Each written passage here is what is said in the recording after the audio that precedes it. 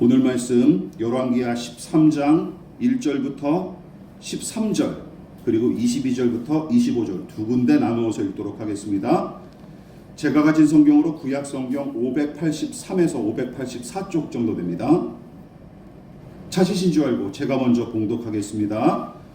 유다의 왕 아하시아의 아들 요아스의 제23년에 예후의 아들 여호아하스가 사마리아에서 이스라엘 왕이 되어 17년간 다스리며 여호와 보시기에 악을 행하여 이스라엘에게 범죄하게 한 느밧의 아들 여로보암의 죄를 따라가고 거기서 떠나지 아니하였으므로 여호와께서 이스라엘에게 노하사 늘 아람 왕 하사엘의 손과 그의 아들 베나닷의 손에 넘기셨으니 아람 왕이 이스라엘을 학대함으로 여호아스가 여호와께 간구하매 여호와께서 들으셨으니 이는 그들이 학대받음을 보셨습니다. 여호와께서 이에 구원자를 이스라엘에게 주심에 이스라엘 자손이 아람 자손의 손에서 벗어나 전과 같이 자기 장막에 거하였으나 그들이 이스라엘에게 범죄하게 한 여로보암의 집의 죄에서 떠나지 아니하고 그 안에서 따라 행하며 또 사마리아의 아세라 목상을 그냥 두었더라. 아람 왕이 여호아하스의 백성을 멸절하여 타작마당에 티끌같이 되게 하고 마병 50명과 병거 10대와 보병 10,000명 외에는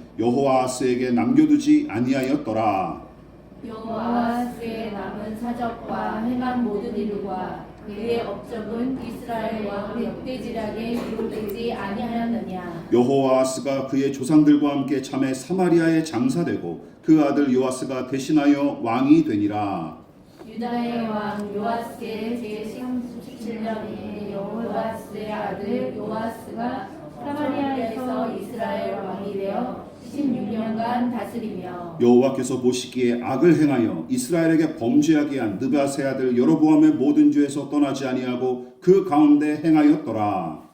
요아스의 남은 사적과 행한 모든 일과 유다 왕 아마샤와 싸운 그의 업적은 이스라엘 왕 역대지략에 기록되지 아니하였느냐. 요아스가 그의 조상들과 함께 잠에 이스라엘 왕들과 함께 사마리아에 장사되고 여로보암이 그 자리에 앉으니라. 22절 25절 읽겠습니다. 제가 먼저 읽겠습니다.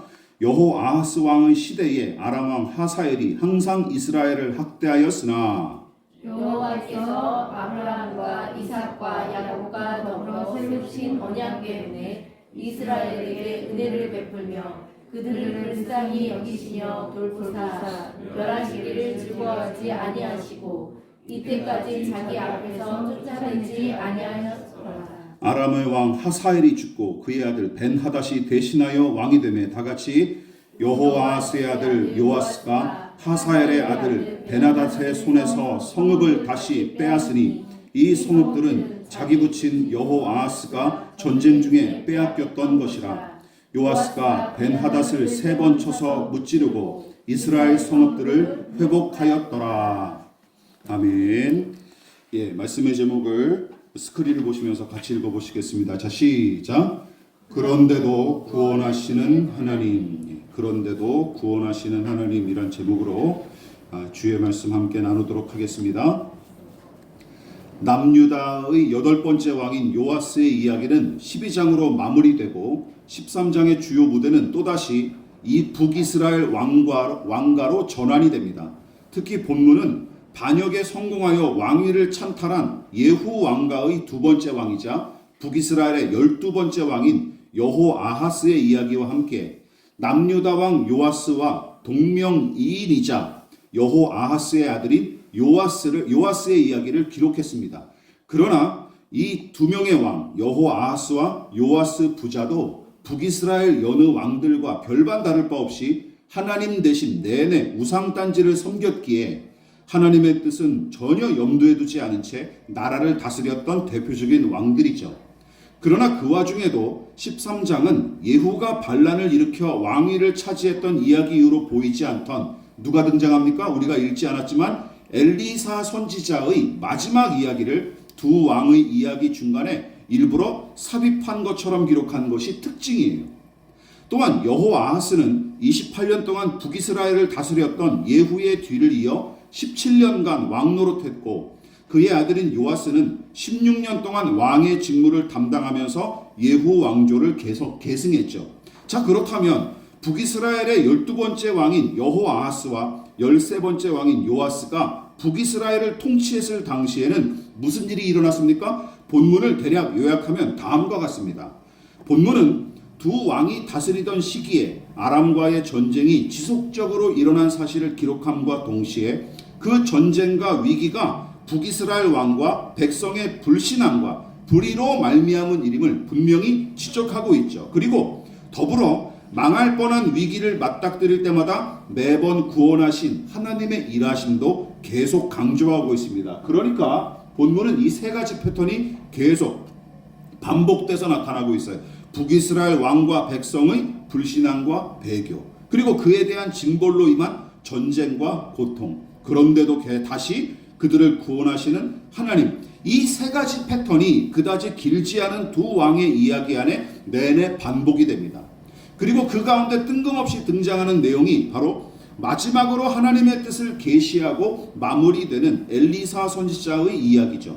특히 저는 본문을 묵상하고 연구했을 때 앞서 언급한 이 세 가지 패턴, 다시 말해 이스라엘의 불의와 징계로 임한 전쟁과 다시 구원하시는 하나님에 관한 이야기와 함께 불청객처럼 끼어든 엘리사의 마지막에 관한 이야기를 주목했고, 이 세 가지 패턴 사이에 끼어든 엘리사의 이야기가 과연 어떤 의미를 담고 있을지 매우 많이 고민했었습니다. 그리고 오늘과 다음 주일까지 두 번에 걸쳐 고민하고 묵상한 내용을 함께 나누려고 합니다. 자, 우리가 먼저 오늘 살펴볼 내용은 하나님을 등진 상태에서 참으로 꾸준히도 불의를 저지르는 북이스라엘 왕과 백성, 그리고 그들을 여전히 당신의 백성으로 바라보고 다스리는 하나님에 관해서 우리가 함께 살펴볼 필요가 있어요. 자, 첫 번째 같이 읽어보겠습니다. 시작. 여전히 불의한 북이스라엘, 그리고 여전히 다스리고 구원하시는 하나님. 여러분, 이스라엘이 남과 북으로 분열된 이후로 남왕국 유다는 하나님을 경외하는 믿음으로 나라를 다스린 왕과, 그리고 또한 불신앙으로 일관하면서 제멋대로 다스렸던 왕의 비율이 50대 50 거의 비슷해요. 엇비슷하게 유지됐으나 북이스라엘은 시조인 여로보암을 위시하여 하나님 보시기에 합당한 왕을 거의 찾아볼 수가 없습니다.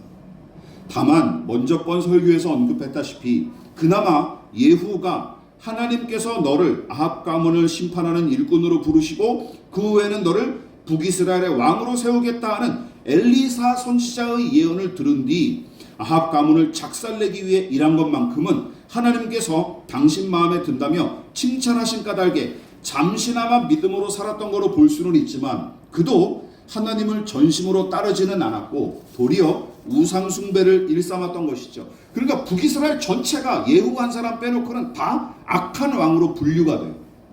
그래서 여호아하스와 요아스의 이야기도 북이스라엘의 다른 왕들의 이야기와 크게 다르지 않을 뿐더러 이제는 이런 왕들의 이야기가 식상하고 지겨울 정도입니다. 그래 똑같은 얘기겠지라는 생각이죠. 그래서 본문에 반복해서 등장하는 구절을 보십시오. 이렇게 나와요. 2절과 6절, 11절. 자, 2절은 여호아하스 왕의 악행과 불신앙에 관해 기록한 내용이고, 6절은 무엇이냐? 왕의 정책에 따라 우상을 숭배했던 북이스라엘 백성 전체를 고발하는 내용이에요. 또한 여호아하스의 아들 요아스 왕이 초대 왕인 여로보암과 그의 아버지를 따라 악을 행한 사실을 지적하는 내용이 바로 마지막으로 등장하는 11절입니다. 자, 이처럼 왕들이 대를 이어 같은 잘못을 반복했을 뿐만 아니라 북이스라엘 백성도 왕들 못지않게 불의를 저질렀던 게 사실이에요. 물론 북이스라엘의 역대 왕들의 잘못이 평범한 백성보다 훨씬 크고 그만큼 책임을 져야 마땅하지만 성경은 평범한 백성이 저지른 불의를 가벼이 여기거나 간과하지도 않습니다. 그러니까 이거 보십시오. 나라 전체가 어때요? 총체적인 난국이란 말이 딱 어울리는 상황이고, 그리고 나라가 진즉에 멸망했어도 할 말이 없는 상태입니다. 진즉에 멸망했어야 돼요. 그런데도 여전히 그들에게 간섭하시고 심지어 구원하시는 하나님이 오히려 성경의 독자들이 보기에는 신기할 정도예요. 아니, 이렇게까지 참으신다고? 이렇게까지 용서해 주신다고, 이렇게까지 구원해 주신다고 라는 생각이 저절로 들 정도죠. 하나님의 간섭과 구원의 은혜가 나타난 본문의 내용을 요약하면 다음과 같습니다. 1절부터 5절은 이스라엘의 범죄를 아람을 통해 징계하셨으나 아람의 학대로 당신께 매달리는 백성을 불쌍히 여기시고 구원자를 보내주셔서 마침내 구원하신 하나님의 이야기가 담겨있고 14절부터 21절까지도 마찬가지예요. 엘리사 선지자가 마지막으로 등장하는 이야기지만 결국 이것도 이스라엘의 구원을 위해 계시하신 내용이 바로 펼쳐지고 있습니다. 그리고 23절과 25절도 마찬가지죠. 요아스 왕의 이야기인데 어떤 내용입니까? 조상과 맺은 약속을 지키기 위해 이스라엘을 다시 한번 구원하시는 하나님, 또한 예언대로 아람에게 빼앗겼던 땅을 되찾고 아람과 3번 싸워 이긴 요아스 왕에 관한 이야기가 설명이 되어 있는 거예요. 자, 여러분은 무슨 생각이 드십니까? 이런 내용을 보시면서. 저는 이런 생각을 했어요. 야, 하나님 참 속도 좋으시다. 하나님 참 속도 좋으시다. 그런 생각을 해봤습니다. 같은 잘못을 끊임없이 반복하고 개선의 여지마저 하나도 안 보이는 작자들, 그런데도 여전히 그들을 불쌍히 여기시고 구원하시는 하나님. 여러분, 그나마 이런 관계를 비슷하게 살펴볼 수 있는 게 부모와 자식과의 관계 정도일 뿐 다른 인간관계에서는 도무지 찾아보기가 힘든 관계입니다. 그렇지 않습니까? 직장에서, 학교에서 이런 관계가 어디 있습니까? 계속해서 나를 괴롭히고 내 마음에 들지 않는 사람을 어떻게 친구를 맺고 관계를 이어갑니까? 그런 데는 한 군데도 못 봤어요. 오직 핏줄 요 정도죠. 그나마 엇비슷하게 살펴볼 수 있는 관계가. 어떤 사람들은 변함없이 사랑하시고 구원하시는 하나님에 관한 내용이 식상하고 고리타분하게 여겨질 수 있겠지만, 여러분, 본문에 기록된 하나님과 북이스라엘의 관계를 지금 우리와 하나님과의 관계로 대입하면 이야기가 달라지죠. 한번 대입해 보십시오. 만일 하나님께서 우리가 불의한 짓을 저지르고 잘못할 때마다 일일이 징계하고 낱낱이 심판하시는 분이라면 어떠했겠습니까? 자기 행위로 하나님 앞에 온전히 인정받을 사람은 지구상에 단 한 사람도 없을 뿐더러 교회 안의 신자들은 물론이고 온 인류는 진즉에 심판받아 사라졌을 것입니다. 북이스라엘이 바로 그 좋은 사례죠. 여러분, 북이스라엘의 초대왕인 여로보암이 처음부터 하나님을 등졌고 노골적으로 우상 숭배를 부추겼을 때부터 이미 선을 넘은 상태였어요. 이미 선을 출발부터 첫 단추를 잘못 깬 게 아니라 아주 그냥 단추를 다 풀어버렸어요. 이미 선을 넘어버린 상태였는데 그때부터 본문의 요아스까지 13명의 왕이 130년에서 150년 가량을 북이스라엘을 통치하면서 끊임없이 하나님의 속을 뒤집어 놓는 동안에도 전쟁이나 기근을 통해 징계하실지언정 아주 망하게끔 당장 심판하지 않으신 것이 하나님이었습니다. 그때 오래 참아주셨고 그 당시까지 그들을 인도하며 보존하셨죠. 그 하나님을 오늘 본문에서 우리는 발견할 수 있어야 되는 것입니다. 시편 78편을 지은 시인이 아삽이라고 하는 사람인데, 아삽 시인은 놀라운 은혜와 능력으로 이집트에서 그들의 조상을 건지신 하나님을 오히려 조상들이 밥 먹듯이 무시하고 도리어 하나님 앞에 거짓과 불의를 일삼던 그 조상들을 떠올리면서 다음과 같이 한탄을 했습니다. 아삽 시인이 어떻게 한탄했습니까? 시작. 그러나 그들이 입으로 그에게 아첨하며 자기여로 그에게 거짓을 말하였으니 이는 하나님께 향하는 그들의 마음이 정함이 없으며 그의 언약에 성실하지 아니하였음이로다. 조상에 대한, 우리 조상이 이렇게 살았습니다, 아이고 부끄럽습니다 하는 내용이에요. 지금 아삽 시인은, 그러나 기억하십시오, 조상을 탓하는 것은 아닙니다. 조상 탓이다 이렇게 얘기하는 건 아니에요. 아삽이 이 시를 통해 비판하고 한탄했던 조상은 결국 오늘을 살아가는 아삽의 뿌리이자 동족이 아니겠습니까? 그러나 결국은 조상을 이야기하는 것 같지만 결국은 자기 비판이에요. 자기 비판. 자기와 동시대를 살아가고 있는 같은 신자들을 지금 반성하고 있는 거예요. 그러므로 그는 조상과 다를 바 없이 거짓을 행하고 하나님을 향해 성실하지 못한 자기 자신과 동시대 사람들을 향해 비판하고 한탄하는 것입니다. 이처럼 그들의 조상은 이집트에서 탈출한 뒤에 광야로 들어서자마자 금송아지를 만들어 섬기는 짓을 저질렀는데, 여러분, 그렇다면 하나님께서는 그들을 당장 심판하시고 모세를 비롯한 여호수아나 갈렙처럼 신실한 몇 사람만 남겨두셨습니까? 아삽 시인은 하나님께서 그들의 조상을 어떻게 다루셨는지 다음과 같이 회고하면서 감사하고 찬양하고 있어요. 38절과 39절 시작.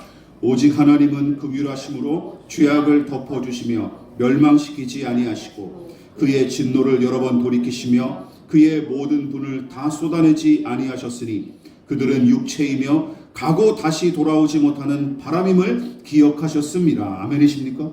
이렇게 다루셨다는 것이죠.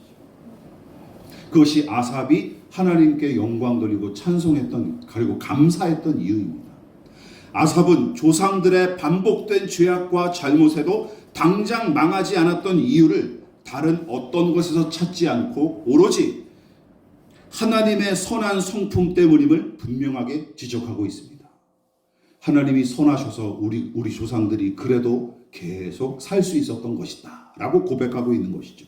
즉 당신의 백성을 향한 사랑이 더 크고 깊었기에 당장 심판하지 않으시고 또한 진노를 여러 번 돌이키시는 이 긍휼의 하나님, 또한 죄에 빠진 인간은 한낱 고깃덩어리에 불과할 뿐만 아니라 바람처럼 변덕스럽기 짝이 없는 존재임을 온전히 이해하시고 헤아리시는 하나님, 그 하나님께서 아삽 시인이 살던 시대는 물론이고 오늘날 살아가는 우리의 사정도 넉넉히 헤아리고 계신다는 사실을 기억하시기를 주님의 이름으로 부탁을 드리겠습니다.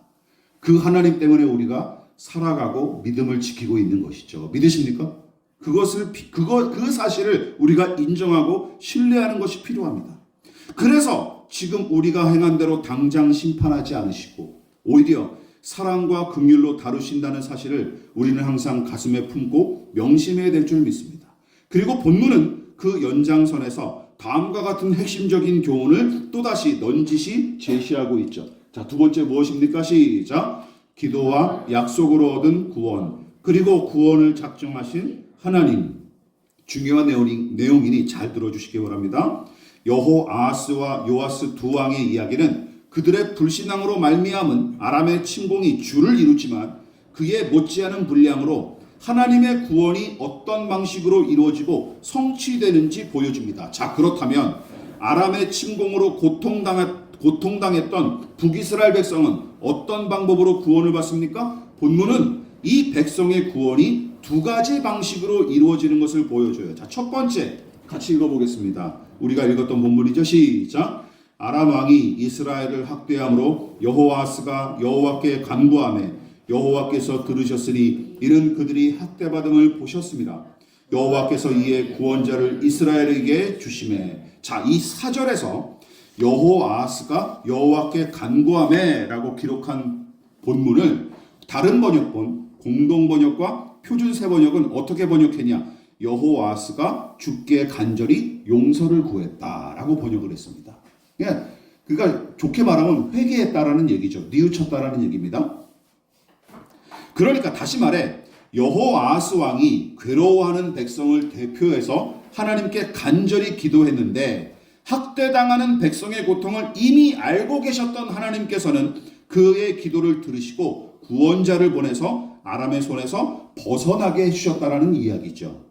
그러니까 간절한 기도를 통해 구원을 얻은 셈입니다. 그런데 제가 여러분 그래서 우리가 간절한 기도로 구원을 얻읍시다 라는 것이 저의 메시지일까요? 아닙니다. 여호아하스가 여러분 믿음으로 기도했겠습니까? 질문. 여호아하스가 믿음으로 기도했을까요? 아닙니다. 이 사람 믿음의 사람 아니에요. 믿음으로 기도한 거로 오해하지 마십시오. 그는 여호와 하나님을 섬긴 적이 없을 뿐더러 이스라엘의 시조인 여로보암처럼 우상을 숭배하던 작자에 불과합니다. 다만 절체절명의 위기를 맞이했던 탓에 어쩔 수 없이 하나님께 살려주십사 매달렸을 뿐입니다. 이게 핵심이에요. 여러분, 그러면 여러분이라면, 저라면 이런 기도 어떻게 들으시겠습니까? 저 같으면 콧방귀도 안 뀌었을 것 같아요. 이제서야 나를 찾는다고 얘라 죽어라 망해라 그랬을 것 같아요. 내버려뒀을 것 같아요. 저라면 그따위 기도에 콧방귀도 안 뀌었을 것이고 관심도 안 줬을 것입니다. 그런데도 하나님은 그 기도 같지 않은 기도마저 들으시고 그들을 구원하십니다. 믿으십니까? 그 기도 같지 않은 기도마저 들으셨어요. 그러므로 북이스라엘이 여호아스의 기도로 구원을 얻었다 하고 금방 결론을 내리거나 호들갑을 떨면 안 됩니다. 오히려 그런 기도에도 응답하신 하나님께 영광과 찬송과 감사를 돌려야 마땅합니다. 믿으십니까? 야, 이런 기도마저 들으신 하나님이 얼마나 자비로우신 분이신가 라는 것을 생각해야 된다는 것이죠. 그뿐만이 아닙니다. 본문은 북이스라엘 백성의 구원이 간절한 기도만으로 이루어진 것이 아니라 하나님께서 오래전에 그들의 조상과 맺은 약속으로 말미암아 구원받은 것임을 분명히 지적하고 있어요. 13장 23절 시작. 여호와께서 아브라함과 이삭과 야곱과 더불어 세우신 언약 때문에 이스라엘에게 은혜를 베풀며 그들을 불쌍히 여기시며 돌보사 멸하기를 즐겨하지 아니하시고 이때까지 자기 앞에서 쫓아내지 아니하셨더라. 여러분, 그렇다면 여기 본문에 나타난 하나님께서 이스라엘 백성의 시조들과 맺은 언약은 무엇일까요? 대표적인 구절이 바로 창세기 17장에 기록되어 있습니다. 창세기 17장 6절부터 7절 같이 읽어볼까요? 시작. 내가 너로 심히 번성하게 하리니 내가 내게서 민족들이 나게 하며 왕들이 내게로부터 나오리라. 내가 내 언약을 나와 너 및 내 대대 후손 사이에 세워서 영원한 언약을 맺고 너와 내 후손의 하나님이 되리라. 수많은 언약 중에 이제 대표적인 것 하나 제가 뽑아왔습니다. 아브라함에게 하신 말씀이에요. 아브라함의 후손이 심히 번성하고 그들과 늘 함께 하실 것을 하나님이 약속하셨기에 이스라엘 백성이 죄를 저질러 고난을 자초하거나 또한 어떤 때는 피치 못할 곤경에 처할 때면 하나님께서는 그들의 조상들 아브라함과 맺었던 그 약속을 기억하고 항상 그들을 건져내셨으며 그것이 창세기부터 열왕기서에 이르기까지 지속해서 나타난 구원의 패턴이자 원리 중 하나입니다. 약속을 기억하시고 구원하셨다 이런 말이 구약 성경에 계속 반복돼서 기록이 되어 있어요. 그러니까 열왕기서의 저자는 바로 이런 의도로 이것을 기록한 거예요. 북이스라엘의 구원이 마치 여호아스의 기도로 이루어진 것처럼 보이는 것을 경계하기 위해서였어요. 경계하기 위해 이 구원이 근본적으로는 그들의 조상과 하나님 사이에 맺은 약속의 근거에서 이루어진 것임을 일부러 덧붙여 강조한 것입니다. 틀림없어요. 너네들이 기도해서 얻은 구원이 아니라 하나님이 너희 조상과 맺은 이 약속 때문에 하나님이 홀로 일하신 것이다라는 사실을 강조한 것입니다. 요즘 교회들이 많이 놓치고 있는 부분이죠. 이게 바로 이 부분이 매우 중요합니다. 제가 언급했다시피 많은 신자가 걸핏하면 이렇게 이야기하기 때문이에요. 간절히 기도해서 구원을 얻고 신령한 은사도 그렇게 받을 것이다. 제가 어렸을 때 권사님이 그랬던 것처럼 주기도문 지하실에서 100번 동안 1시간 동안 외우면 방언받을 것, 이게 대표적인 거죠. 이제 이런 게. 예? 그럴 뿐만 아니라 어떤 이들은 심지어 이렇게 얘기하는 거예요. 이렇게 저렇게 행동하고 이런저런 자격을 갖춰야 구원을 얻는다 하고 주장하면서 알게 모르게 자신의 노력과 공로와 자격 때문에 구원을 얻은 줄로 착각하기 때문입니다. 이런 신자들이 교회 안에 얼마나 많은지 몰라요. 알게 모르게. 물론 다 틀린 주장이라고 마냥 정죄하기는 어렵지만 그렇다고 다 맞는 말은 아니기에 조심해야 마땅합니다. 여러분 기억하십시오. 2000년 전에 예수님과 사도들이 신랄하게 비판하고 정죄했던 바리새인의 율법주의가 다른 게 아닙니다. 이게 바로 율법주의에서 주장하는 행위 구원이죠. 행위 구원. 우리 전도할 때도 사람 가려서 이렇게 전도하지 않습니까? 공무원이다. 돈을 잘 버는 사업가다. 연예인이다. 생긴 게 괜찮다. 이렇게 해서 전도하는 경우가 허다하잖아요. 다 거기서 비롯된 것이죠. 그 사람의 쓸모에 의해서 자꾸 이 사람을 교회의 일원으로 가입을 시키고 전도하려는 심보. 다 그게 어디서 율법주의와 다를 게 하나도 없는 겁니다. 무엇보다 본문의 북이스라엘 백성이 생각해 보십시오. 아람의 침공에서 어떻게 구원받았는지 생각해 보십시오. 여호아스의 간절한 기도 때문입니까? 그가 어떤 사람인지 이미 설명했죠. 믿음의 사람 아니었고 그의 기도도 믿음으로 기도한 게 아니었습니다. 다만 급박해서 그냥 외마디 비명을 질렀을 뿐이에요. 또한 하나님을 경외하는 믿음과는 아무런 상관이 없는 작자가 절박한 처지에 놓인 상태에서 필요에 의해 기도했을 뿐이에요. 게다가 이후에 왕이 자신의 불신앙을 돌이켜 하나님을 섬긴 것도 아니죠. 단지 그때만 하나님이 필요했던 것입니다. 그러니까 그의 기도 때문에 구원받았다 이렇게 할 수가 없는 거예요. 그러므로 첫 번째 우리가 살펴봐야 될 것, 여호아스의 기도나 경건을 구원의 근거와 원동력으로 여길 수 없습니다. 당연하죠. 문맥이 그것을 분명히 이야기하고 있지 않습니까? 오히려 이 백성을 불쌍히 여기신 하나님의 마음이 북이스라엘의 유일한 구원의 동기이자 근거가 됩니다. 믿으십니까? 그럼 우리는 어떨까요? 이게 중요하죠. 우리도 마찬가지입니다. 우리가 잘나서 먼저 구원을 받고 예수님의 제자가 된 것이 아닙니다. 믿으십니까? 우리를 그저 사랑하시고 불쌍히 여기신 하나님 덕택이라는 것이죠. 하나님과 조상들 사이에 맺은 언약 혹은 약속도 마찬가지입니다. 여러분, 약속이 무엇입니까? 약속의 의미를 생각해 보십시오. 국어사전은 약속을 다른 사람과 앞으로의 일을 어떻게 할 것인가를 미리 정해둠 또는 그리 정한 내용으로 정의했는데, 언급한 바와 같이 약속은 너와 나, 우리와 너희 사이에 하는 것으로서 쌍방의 합의와 노력이 반드시 요구가 되죠. 그런데 생각해 보십시오.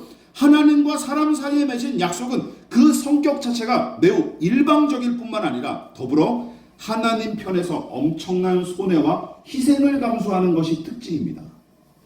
그것이 하나님과 인간 사이에 맺은 약속이에요. 일방적일 뿐만 아니라 하나님만 손해보시는 일이에요.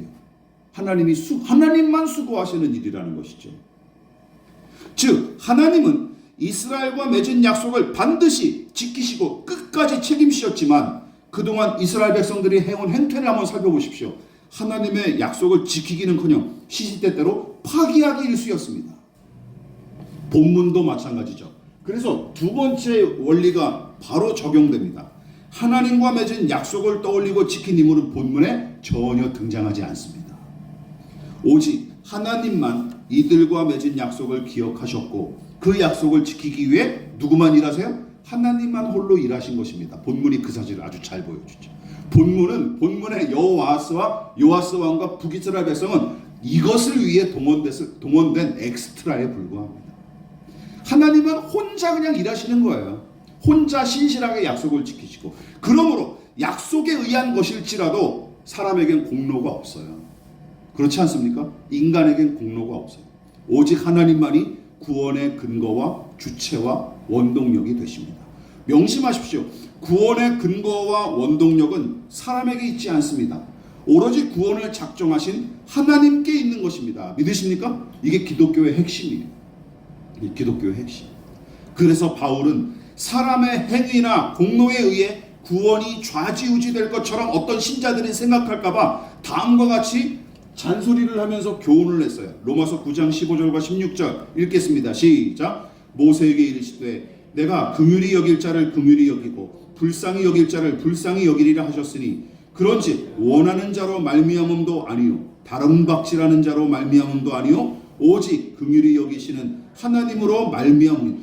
누가 무슨 마음의 소원을 간절히 가졌다 그래서 구원을 받는 것도 아니고 또 뭡니까? 열심히 내리달리면서 부지런히 일한다고 해서 구원이 쟁취되는 것도 아니라는 거예요. 자격증 같은 게 아니라는 거예요. 공부해서 따내는 무슨 자격증 같은 게 구원이 아니라는 거예요. 오직 누구로 말미암는다? 긍휼히 여기시는 하나님만으로만 말미암는 것이다.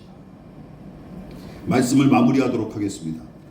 본문에 등장하는 여호아스와 요아스는 하나님을 기쁘시게 하는 믿음이 전혀 없었을 뿐더러 오히려 북이스라엘의 시조인 여로보암의 전철을 밟아 하나님 대신 우상을 섬겼던 작자들입니다. 그리고 가제는 개편이고 윗물이 맑아야 아랫물이 맑은 것처럼 북이스라엘 백성도 그들의 왕과 다를 바가 없었죠. 그러므로 하나님께서 그들을 아람의 침공과 그로 인한 고통에서 건져내실 필요가 없고 굳이 이 불량한 백성과 왕에게 관심을 기울이면서까지 구원하실 이유도 없습니다. 뭘 하나 기쁘게 해드린 게 있어야 뭐 그래도 구원받을 만한 그런 기쁨이 있지 않겠습니까? 근데 얘네들은 도대체 뭔지 모르겠어요. 그런데도 하나님은 죄에 빠진 우리의 약함을 온전히 헤아리고 계실 뿐만 아니라 저지른 죄악과 잘못에 대한 분노보다 우리를 더 깊이 사랑하시는 아버지로서 영원한 긍휼과 자비로 우리를 대접하고 인도하고 계십니다. 하물며 여러분, 우상 숭배를 일삼던 여호아스의 기도마저 응답하셨는데 믿음으로 사는 자녀들의 기도를 어찌 하나님께서 외면하고 물리치시겠습니까? 그렇지 않습니까? 이런 되지 못한 인간의 우상 숭배를 일삼던 왕의 기도마저 하나님이 들으셨는데 왜 우리의 기도를 안 듣고 계시겠습니까? 말도 안 되죠. 또한 우리는 구원의 근거와 주체와 원동력이 오직 구원하시기로 작정하신 하나님께 있음을 명심하십시오. 그래서 오래전에 사라졌어야 할 율법주의를 또다시 꺼내들고 율법의 멍에를 매도록 신자들을 꼬드기는 자들을 분별하고 경계하십시오. 11조를 안 내면 무슨 암에 걸린다느니 무슨 이런 헛소리하는 목사들 있잖아요. 이게 다 뭐지? 참 뭘 해서 하나님께 아첨을 하라는 거예요. 하나님의 마음을 얻어내라는 거예요. 이런 게 어디 있습니까? 이게 은혜입니까? 말도 안 되죠. 간절하고 끈질긴 기도, 성실하게 참석하는 예배와 훈련, 심도 있게 이루어지는 성경 공부와 묵상, 그리고 열심히 있는 전도와 선교, 구제와 봉사 등은 아름답고 선한 것입니다. 그러나 언급한 것들은 죄인의 구원을 이루는 핵심이나 근거가 될 수는 없습니다. 믿으십니까? 이런 것으로 구원을 따내는 것은 아닙니다. 그뿐만 아니라 그것이 사람을 변하게 하는 결정적인 요소나 관건도 절대 아닙니다. 믿으십니까? 그것으로 우리가 변화되는 게 아니에요. 인간을 변화시키는 것도 결국 누가 하시는 일입니까? 하나님이 하시는 일이에요. 하나님이 하시는 일.